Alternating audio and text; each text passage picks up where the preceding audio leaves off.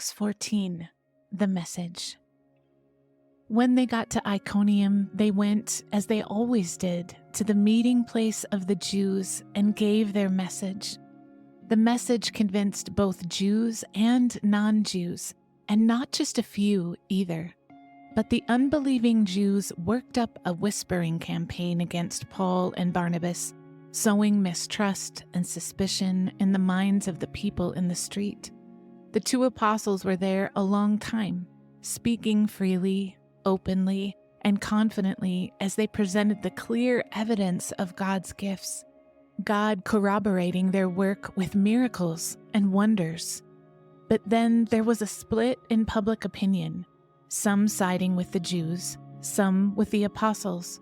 One day, learning that both the Jews and non-Jews had been organized by their leaders to beat them up, they escaped as best they could to the next towns, Lycaonia, Lystra, Derbe, and that neighborhood, but then were right back at it again, getting out the message.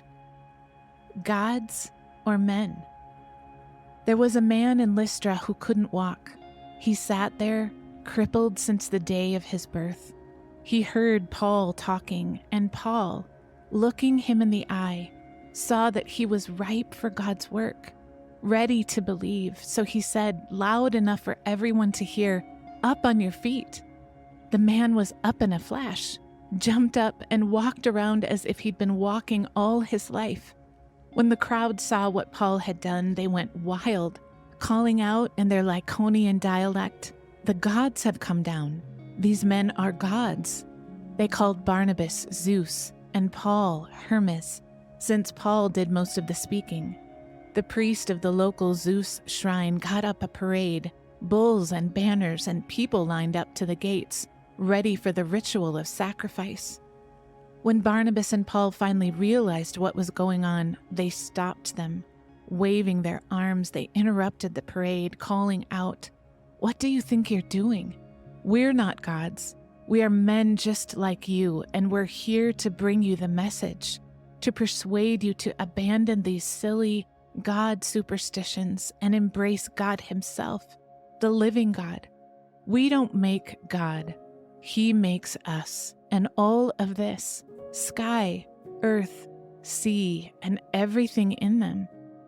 In the generations before us, God let all the different nations go their own way.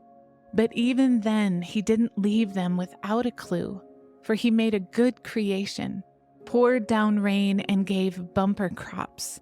When your bellies were full and your hearts happy, there was evidence of good beyond your doing. Talking fast and hard like this, they prevented them from carrying out the sacrifice that would have honored them as gods, but just barely. Then some Jews from Antioch and Iconium caught up with them and turned the fickle crowd against them. They beat Paul unconscious, dragged him outside the town, and left him for dead. But as the disciples gathered around him, he came to and got up. He went back into town and the next day left with Barnabas for Derbe. Plenty of hard times.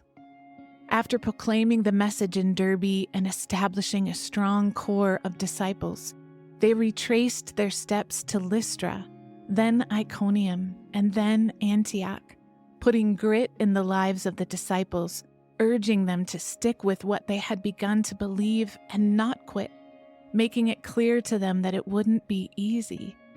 Anyone signing up for the kingdom of God has to go through plenty of hard times. Paul and Barnabas hand-picked leaders in each church. After praying, their prayers intensified by fasting. They presented these new leaders to the Master to whom they had entrusted their lives. Working their way back through Pisidia, they came to Pamphylia and preached in Perga.